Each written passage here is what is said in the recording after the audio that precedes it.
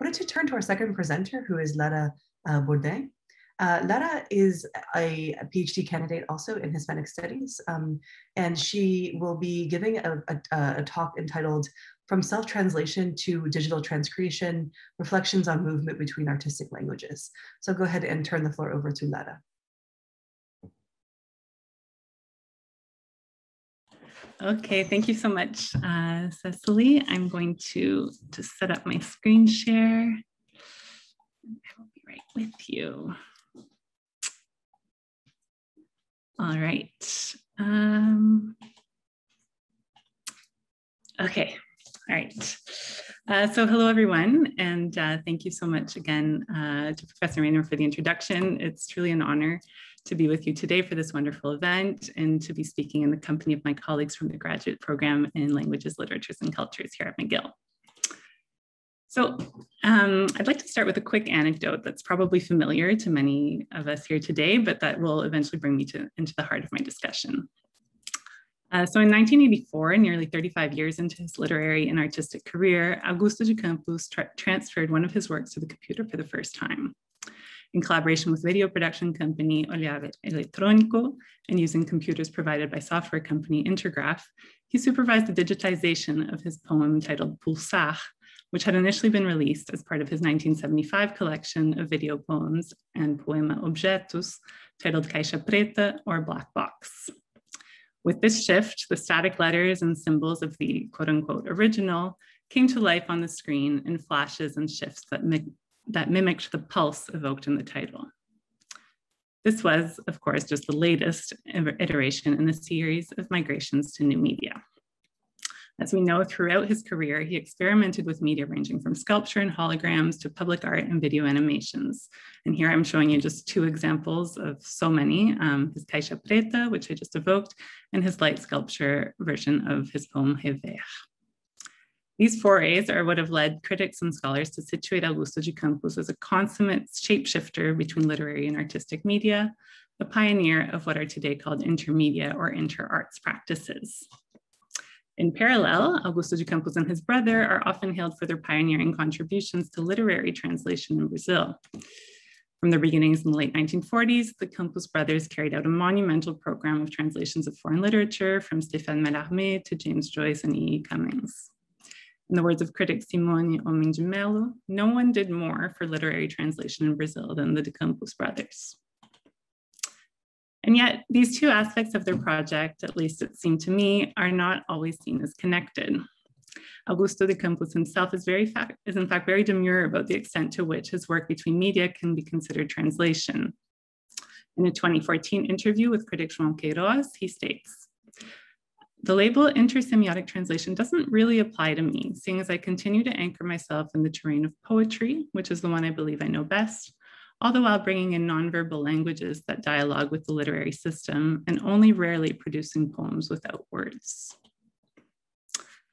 Today, I'd like to resist Augusto de Campos' self-characterization just a little bit to explore the ways in which his multimedia practice might actually be situated within the territory of translation. I make these remarks, I should say, as a newcomer to studies of the de Campos brothers, concrete poetry, and digital art more broadly, but rather as an art historian who in a past life studied modernist movements between painting and sculpture, and who since then has been engaging almost constantly with translation, both literary and non. When I started looking into Augusto de Campos' works, I couldn't help but think of the manifold examples of 20th century artists who have shifted between dimensions as part of their avant-garde experimentations. We can think of Picasso, Braque, Dubuffet, to name just a few. And from my standpoint as a translator, his forays between media call to mind the practice of self-translation, generally defined as a subgenre of translation whose particularity is that the translator is none other than the author of the quote-unquote original itself.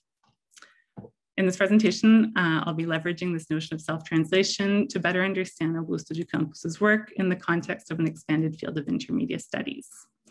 More than just a theoretical exercise, I hope to tease out some of the specificities of Augusto de Campos' approach at the crossroads of linguistic and visual practices in particular. So with all this said, what is self-translation and how can it be a relevant lens for understanding Augusto de Campos' work? Well, the simplest definition is the one that was given by Anton Popovich in 1976. Self-translation is the translation of an original work into another language by the author, her or himself.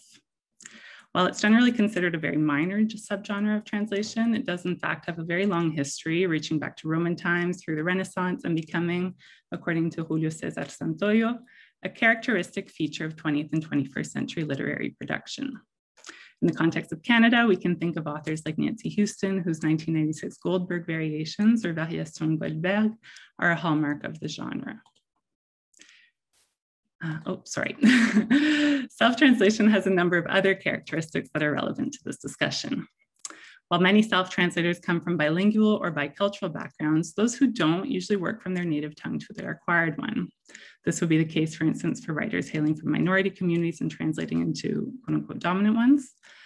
Self-translations often begin as tests performed after the original is complete and propelled by a sort of compulsion to give the text an afterlife in a new language. They can, however, evolve into a practice of simultaneous writing, where practice in each language infuses, modulates, and eventually contaminates the other. We can think of Samuel Beckett, who, for one, is said to have turned his manuscripts into bilingual laboratories that eventually became the diptychs he's known for. This experimental quality of self-translation is borne out in the fact that self-translators almost always underscore that their intervention is actually anything but a translation. Michael Ustinov calls self-translation a recreative practice where faithfulness to the original is sacrificed in the interest of generating different variants that refract, complete, and enrich one another. So here I think the parallel with the De Campos brothers' practice comes into focus. We'll recall, for instance, Haroldo de Campos' assertion that translation should not be a copy or reproduction of the same, but the simultaneous production of difference.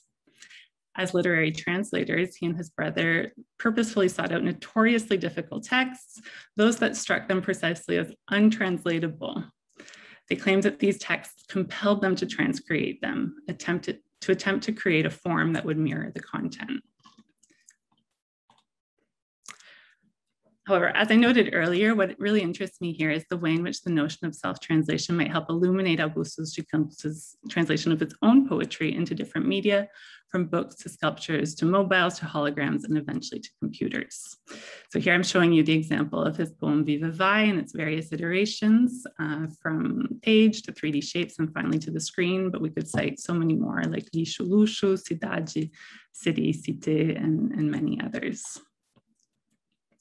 Augusto de Campos' trajectory is in effect one that's made of constant backs and forth between artistic languages, pushed by what he's called an intuitive process, but like the self-translator, by a form of compulsion. A constant theme in his interviews is the desire to push beyond the book in the search for new forms, in line with the vanguard doctrine of invention that he so praised. In a 1995 interview, we hear him say that computers provided the ultimate platform for his quote unquote wishful thinkings of the 1950s, materializing his wish for an interface at the crossroads of the verbal and the visual, the graphic and the spatial.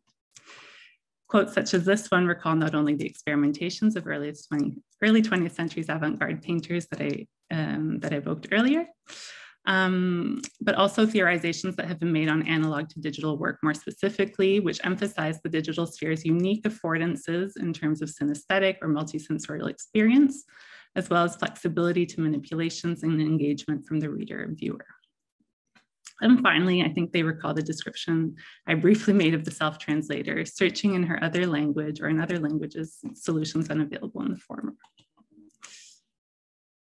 So in conclusion, there's a final aspect of Augusto de Campos' practice that I'd like to highlight here. In his accounts of his shift to internet art, in the 1980s and 90s, Augusto often cites a very pragmatic reason, in addition to the creative ones I've so far explained.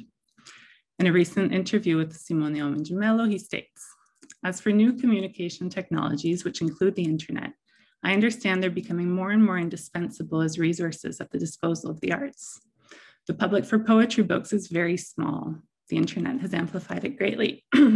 Sorry. Here we find an expression, of course, of the ideal of the internet as an exploder of limits, expander of publics. But we also find an ideal shared with the self-translator, whose prime motivation is often precisely the search for new audiences, joined by a will to control the dissemination of their work beyond national and linguistic borders. Sorry, it appears my voice is giving out on me now. I'll just end then by recalling that cultural politics were at the heart of the De Campos' Brothers program from the start.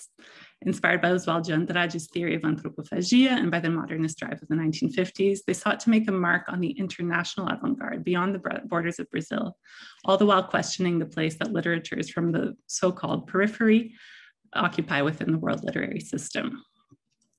Events such as this one arguably testify to the success of this endeavor and also to the inexhaustible permutations of Augusto de Campos' voyages across artistic media.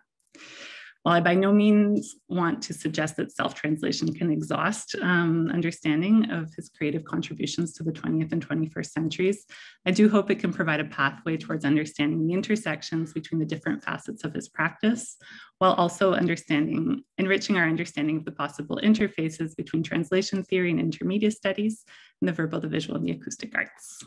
Thank you very much. Wonderful. Thank you so much, Lara, for that compelling, very crisp and tightly put together and analysis and presentation. I feel so lucky to be able to work with the 4 presenters today as their advisors. So I'm a very lucky lady indeed.